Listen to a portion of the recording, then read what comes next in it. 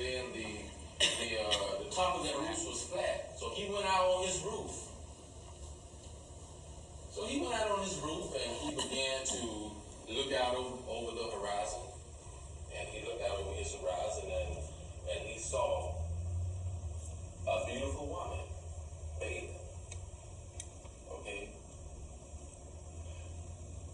You know, that's for any man that you know, that has a desire for women, you know, that would probably be tempted to him. David, instead of looking away, instead of turning, instead of going another way, instead of saying, okay, Lord, help me, Lord, I take this mess in my mind, deliver me. You know, this is a temptation for me right here. So instead of this happening, David began to look. He began to lust. And we all know that David was full of lust.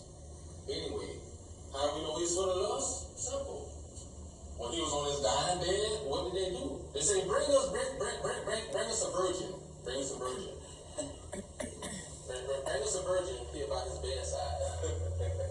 Bring us a virgin and we gonna see if David is really dying. So they brought the virgin by his bedside and when they brought the virgin by his bedside, David didn't wake him up. He didn't get in the catching the step. He didn't come to life. So he said, David's dying. They say, David is dying. The king is dying. He's dying. We know for sure now he's dying. He's won many wars. And he's came out of many things.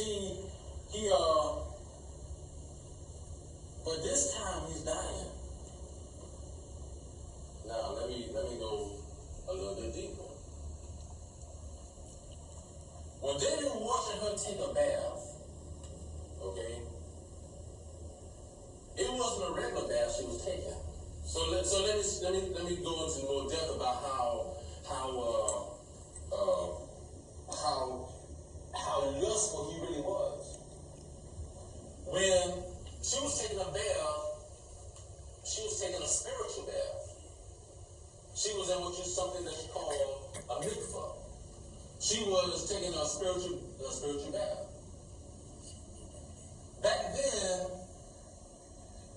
the mikvah is something the Jews used to cleanse, to purify themselves. You can just say, you go into church, you see a baptismal pool. You go to a synagogue, you see a mikvah.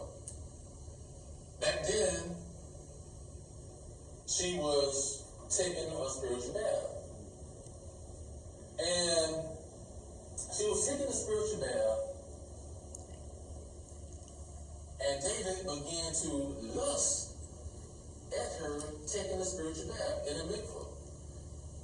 Some back then they were indoors, some were outdoors. Apparently she was outdoors. So he's looking at her taking. Can you imagine somebody in a baptismal pool and somebody is lusting after her taking a spiritual bath? After her menstrual cycle was over with, for Jewish men back then, and some probably do today, they take the spiritual bath to cleanse themselves. So that's what she was doing. But David decided this is an opportunity to lust after this woman. He had so much lust in him that he began to look at this woman. And even the fear of God did not even take control of him to the point of him saying, it's bad enough I'm lusting, number one. That's bad enough. That's bad. But the woman is taking a spiritual bath. You know,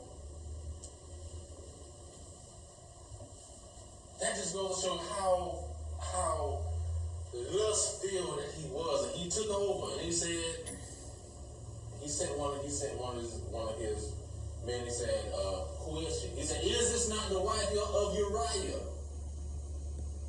This is not the wife of Uriah the Hittite."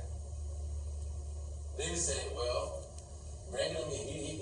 He brought her had her to come to his chambers. Okay. He went into her, and then she became pregnant. So he said, okay, I'm in trouble now. She sent word and said, David, King David, I'm pregnant now. And he said, I got to do something about this. I got to hide my sin. I committed adultery one, and now I got to hide my sin. So he said, Uriah, he came and he said, take some days off. Go home, sleep with your wife. Go home and be with your wife. Go home and enjoy yourself. King David, Uriah, he said, how can I? He didn't go to, he slept with the troops. And King David said, why didn't you go home and be with your wife, have a good time? Enjoy yourself. He said, how can I do this? How can I do it? When the country's at war, when people are fighting, how can I go home and be with my wife? How can I go home? So he spent the night with his troops. He spent the night with the troops. That's just going to show what kind of a man he was. He was that faithful to the Lord.